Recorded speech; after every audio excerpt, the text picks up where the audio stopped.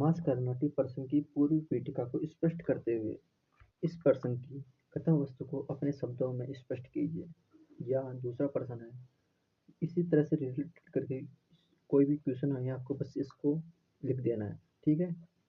जैसे दूसरा प्रश्न है, कथा विकास ऐतिहासिकता और प्रबंधात्मक सौंदर्य की दृष्टि से केमास कर्नाटी प्रसंग बेजोड़ है, इस कथन की समीक्षा कीजिए। इससे संबंधित दूसरा है, संस्कृत पृथ्वीराज रासों में आए केमास कर्नाटी प्रसंग तथा अन्य रासो ग्रंथों में आए केमास वध प्रसंगों में क्या अंतर है, स्पष्ट करते हुए इसकी तुलनात्मक विवेचना कीजिए। जिसे लिखना है आपको, पृथ्वीराज रासो चंद्रविदाई की एक महत्वपूर्ण रचना है। इसके अनेक संस्करण प्रकाशित हो चुके हैं। इन संस्करणों में आचार्य हजारी प्रसाद द्विवेदी ने संक्षिप्त पृथ्वीराज रासो का संपादन किया है, जिसमें केमास कर्नाटी प्रसंग को महत्वपूर्ण स्थान प्राप्त है। माता प्रसाद गुप्त ने अपने पृथ्वीराज रासो ग्रंथ में 33 स्थान पर केमास वध नामक अध्याय को स्थान दिया है।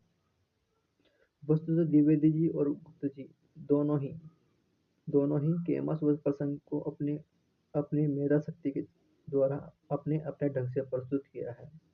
यह निर्विवाद है कि रासो अपनी मूल अंश जो अब तक विद्वानों को स्वीकार्य हुआ है बहुत कम है। चंद्रविदाय ने किन प्रसंगों को लिया है और किन को नहीं, ये विद्वानों के मध्य विवाद का कारण रहा है। परंतु इतना सत्य है कि केमास वध का प्रसंग अनेक ग्रंथों में आया है, जो ऐतिहासिक दृष्टि से भी प्रामाणिक रहा है। माता प्रसाद गुप्त ने केमास वध को विस्तार से स्पष्ट किया है। इसका कारण यह है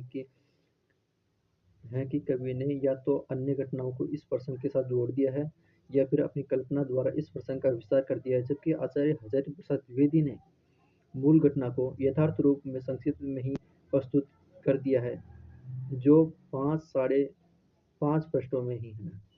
केमास कर्नाटी प्रसंग की पूर्व पीठिका। केमास कर्नाटी केमास कर्नाटी का उल्लेख एक ओर तो कई जैन ग्रंथों में आया है, तो दूसरी ओर अनेक रासो ग्रंथों में भी यह प्रसंग आया है। इस प्रसंग में विभिन्नता स्पष्ट रूप से परिलक्षित होती है। इस अंतर को विस्तार से देखा जाए तो और मूल घटनाओं पर ध्यान केंद्रित किया जाए तो कुल मिलाकर 7-8 घटनाएं सामने आती हैं। जहाँ तक आचार्य हजारी प्रसाद द्विवेदी के प्रसंग का प्रश्न है, तो उन्होंने केमास कर्नाटी प्रसंग का अत्यंत संक्षिप्त वर्णन किया है। द्विवेदी जी ने यह कहकर इस प्रसंग को संक्षिप्त रसों में आरंभ आरंभ किया कि दिल्ली नरेश पृथ्वीराज चौहान आखेट प्रिय थे। किसी न किसी बहाने से वे अपने अमात्य को राज्य का संचालन का भार सौंपकर आखेट करने जाया करते थे। आखेट करते समय वे अपने अश्व को अत्यंत तीव्र गति से दौड़ाया करते थे। वे अपने भुजबल व शौर्य के द्वारा आसपास के राज्यों को अपना साम्राज्य में मिलाकर अपनी सीमा को विस्तार करते जाते थे, किंतु अचानक केमास कर्नाटी प्रसंग क्यों और कैसे आ गया, इसकी पूर्व स्थिति यह जानना अति आवश्यक है। यदि माता प्रसाद गुप्त के पृथ्वीराज रासो पर विचार किया जाए, तो इस घटना का उल्लेख उन्होंने इस प्रकार किया है कि दिल्ली नरेश पृथ्वीराज चौहान को कन्नौज नरेश जयचंद के हाथों अपमानित होना पड़ा था। यानी पृथ्वीराज चौहान को जयचंद, जो कन्नौज का राजा था जयचंद, उसके हाथों अपमानित कन्नौज के राजा जयचंद है ना, उसने पृथ्वीराज चौहान को अपमानित कर दिया था और वे इस अपमान का बदला लेना चाहते थे। जयचंद की पुत्री संयोगता, जो पृथ्वीराज चौहान से प्रेम करती थी और इसकी सूचना वह पृथ्वीराज चौहान तक पहुंचा चुकी थी। जयचंद संयुक्ता के विवाह के लिए संयोवर का आयोजन करना चाहता था तथा वे पृथ्वीराज चौहान से ईर्ष्या व द्वेष रखते थे। जयचंद ने राजसूय यज्ञ के आयोजन के साथ साथ संयुक्ता के संयोवर का भी आयोजन किया। इस अनुष्ठान व संयोवर आयोजन के अवसर पर जयचंद ने पृथ्वीराज चौहान को न केवल आमंत्रण ही भेजा, अपितु पृथ्वीराज चौहान को अपमानित करने के लिए द्वारपाल के रूप में उसकी मूर्ति भी मुख्य द्वार पर स्थापित करवा दी। एक ओर तो जयचंद के द्वारा इस स्थिति को अंजाम दिया जा रहा था, तो दूसरी ओर संयुक्ता पृथ्वीराज चौहान के प्रति पूरी तरह से अनुरक्त थी और उन्हें पाने को आतुर थी। पृथ्वीराज चौहान को इस घटना की जानकारी प्राप्त हो चुकी थी। जयचंद द्वारा पृथ्वीराज को अपमानित करने तथा संयुक्ता द्वारा पृथ्वीराज के विरह में तड़पने के कारण पृथ्वीराज का मन अस्थिर व विकसित हो गया। जब इस कारण से मनस्ताप को भुलाने तथा अपने मन को बहलाने के उद्देश्य से पृथ्वीराज चौहान ने अपने राजकाज को अमात्य को सौंपकर आखेट के बहाने भ्रमण करते रहते थे। यही केमास कर्नाटी की पूर्व पीठिका रही है। अब इसके आगे बढ़ते हैं। संक्षिप्त पृथ्वीराज रासो के अनुसार, संक्षिप्त पृथ्वीराज रासो ये हजारी प्रसाद द्विवेदी के अनुसार, ठीक है। कथा के अनुसार जयचंद की पुत्री संयुक्ता पृथ्वीराज के प्रति अत्यधिक अनुरक्त थी, परंतु जयचंद पृथ्वीराज के प्रति शत्रुता व द्वेष का भाव रखते थे। पृथ्वीराज चौहान को संयुक्ता के वीर ताप के बारे में ज्ञात था। पृथ्वीराज चौहान को संयुक्ता के वीर ताप के बारे में ज्ञात था। यही वजह थी कि संयुक्ता को लेकर उनके मन भी व्यथित व खिन्न रहा करता था। यही कारण था कि वे अपने मनस्ताप को भुलाने के लिए अपने अमात्य को शासनभार सौंपकर आखेट के बहाने भ्रमण करने चले जाते थे। केमास दासी कर्नाटी के प्रति अनुरक्त था और उनके साथ रति क्रिया में तल्लीन था। अतः पृथ्वीराज ने उसका वध कर दिया। केमास की पत्नी केमास के शव को लेकर उसके साथ सती हो गई। केमास पृथ्वीराज ने कन्नौज जाकर रण नृत्य का निश्चय किया। पृथ्वीराज रासो में प्रबंधात्मकता की दृष्टि से इस सर्ग की यह विशिष्टता है कि पूर्वोत्तर घटनाओं को जोड़ने वाली कड़ी बन गया है। इस सर्ग से पूर्व कन्नौज नरेश जयचंद द्वारा राजसूय यज्ञ का आयोजन, संयुक्ता का विवाह हेतु स्वयंवर का आयोजन, संयुक्ता का पृथ्वीराज के प्रति अनुरक्त होना इत्यादि प्रसंग पूर्व में हो चुके थे। इस सर्ग में कथानक का आरंभ पृथ्वीराज रासो के संयुक्ता के प्रेम वियोग में अस्थिर मन से होता है। यह सर्ग है, इसका आरंभ कौन सा होता है? अस्थिर मन से होता है, ठीक है। यही कारण है कि पूर्व कथा के साथ इसका संबंध स्वतः ही जुड़ जाता है। कथानक के उपसंहार के रूप में पृथ्वीराज चौहान के कन्नौज जाने तथा जयचंद से अपने अपमान का बदला लेने का तथ्य उजागर होता है। इसके आगे के सर्गों में पृथ्वीराज द्वारा संयुक्ता का हरण तथा जयचंद के साथ उनके युद्धों की घटनाओं का उल्लेख आया है। स्वतंत्र रूप से भी इस समय का विषय वस्तु विन्यास प्रबंधात्मक और क्रमिक विकास का परिणाम कहा जा सकता है। वैसे भी कथा का आरंभ विकास और उपसंहार आरोह में होता है। इस कथा का आरंभ कैसे होता है? हजारी प्रसाद द्विवेदी ने बताया, ठीक है। संपूर्ण कथानक इसी घटना के इर्द गिर्द घूमता रहता है। कन्नौज नरेश जयचंद एक और राजसूय यज्ञ तथा अपने पुत्री संयुक्ता के लिए स्वयंवर का आयोजन करना चाहता था, तो दूसरी ओर संयुक्ता प्राणपण से पृथ्वीराज के प्रति अनुरक्त थी। पृथ्वीराज को इस सब की सूचना प्राप्त हो जाती है। जयचंद के द्वारा द्वारपाल के स्थान पर पृथ्वीराज की मूर्ति लगाकर पृथ्वीराज का अपमान किया गया था। अतः पृथ्वीराज अपने अपमान के शोक तथा संयुक्ता के प्रेम वियोग के कारण स्वयं को स्थिर चित्त नहीं रख पाते हैं।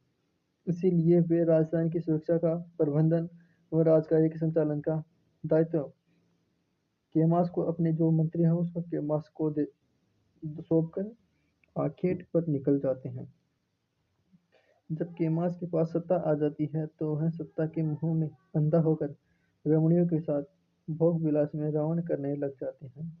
महल में सुंदर दासी कौन सी कर्नाटी उसे केमास की ओर ध्यान आकर्षित कर लेती है। जो केमास का ध्यान है वो अपनी ओर आकर्षित कर लेती है।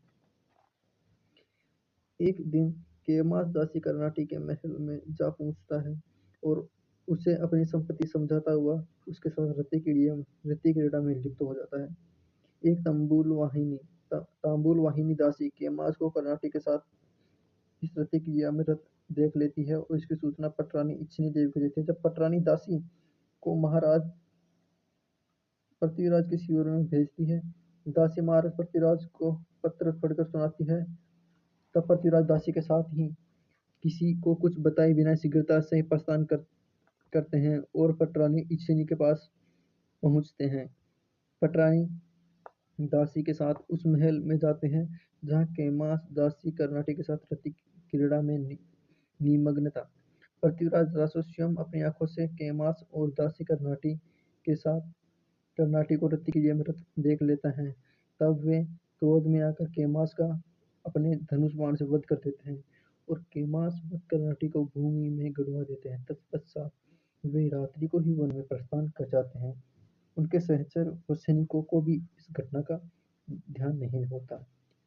केमास की केमास वध की इस घटना को माता सरस्वती कवि चंद्रबदाई को प्रथम में सोपन में और बाद में उसकी प्रार्थना में प्रत्यक्ष बता देती है। पृथ्वीराज वन से वापस आ जाते हैं। राज्यसभा आमंत्रित की जाती है। राज्यसभा में सभी मंत्रियों सभासद आते हैं, परंतु वहां केमास उपस्थित नहीं होता। केमास के विषय में पूछा जाता है।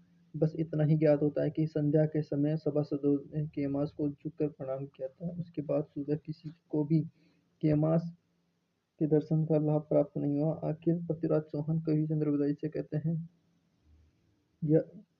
हैं कि या तो यह बताएं कि केमास कहाँ है अथवा वह महादेव से सिद्धि के वरदान का परित्याग कर दे। बाद में चंद्रबदाई महाराज पृथ्वीराज चौहान को केमास वध की पूरी घटना को विस्तार से सुना देते हैं। तत्पश्चात केमास की पत्नी अपने पति के वध की सूचना सुनकर कवि चंद्रबदाई के पास जाती है। चंद्रबदाई उसे अपने साथ लेकर महाराजा पृथ्वीराज के पास जाते हैं।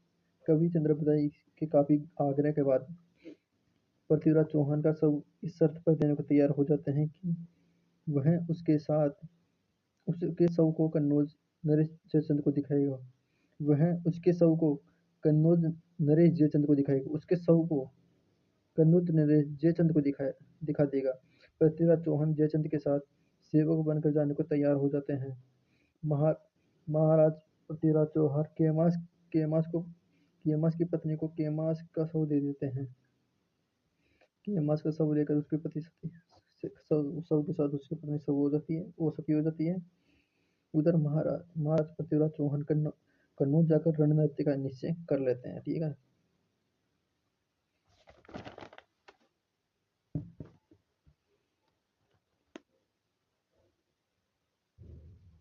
उसका कथानक आरंभ से ही क्षिप्र गति से विकास को प्राप्त होता रहता है।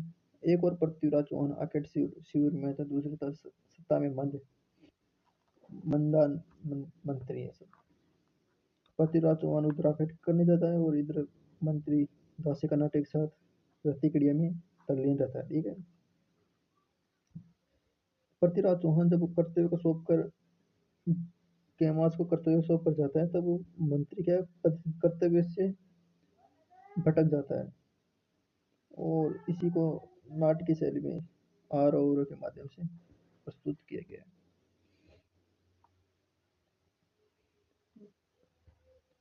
पृथ्वीराज के केमास कर्नाटक के शवों को भूमि में गड़वा देता है और रात्रि को वन में शिविर में लौट जाता है। आने जाने का किसी को पता तक नहीं लगता है, यहाँ तक कि सैनिक को भी नहीं। और यह बात सिर्फ पट्टानी और तांबुलवाही दासी को पता होती है। ठीक है। और 14 छंद में केमास वध की घटना का समापन हो जाता है। 14 छंद में होता है घटना का समापन। केमास वध का प्रकाशन बड़े नाटकीय अंदाज में होता है। उधर माँ सरस्वती रात्रि को कवि चंद्रबदाई के सपने में आकर संपूर्ण घटना की जानकारी प्रदान कर देती हैं और कवि चंद्रबदाई की प्रार्थना प्रत्यक्ष होकर फिर से इस घटना को बताता है। कवि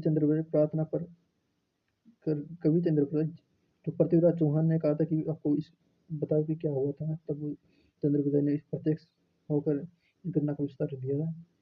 प्रातःकाल होने पर पृथ्वीराज चंद्रबदाई की कवि सुबह पृथ्वीराज चौहान कवि चंद्रबदाई से हट करता है कि वह बताएं कि केमास कहाँ है अथवा फिर शिव भक्ति और उनके वरदान का परित्याग कर दे। तब चंद्रबदाई सभी सभासदों के सामने केमास वध की घटना का प्रकाशन करते हैं। यहीं पर आकर कथानक अपने चरम को प्राप्त कर लेता है। केमास वध का समाचार पाकर सूर सामंत भयभीत होकर अपने अपने घरों की ओर प्रस्थान कर जाते हैं।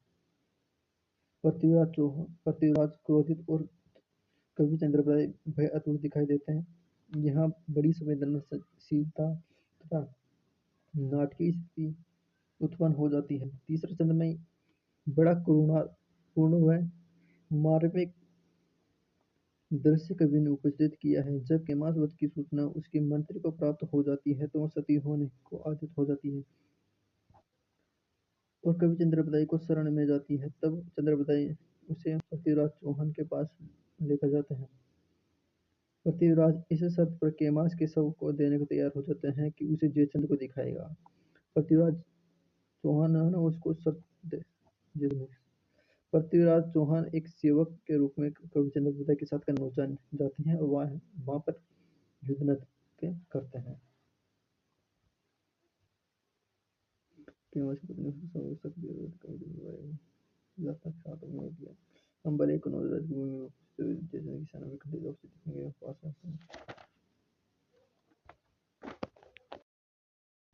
इसी के साथ ये प्रश्न पूरा हो जाता है। ठीक।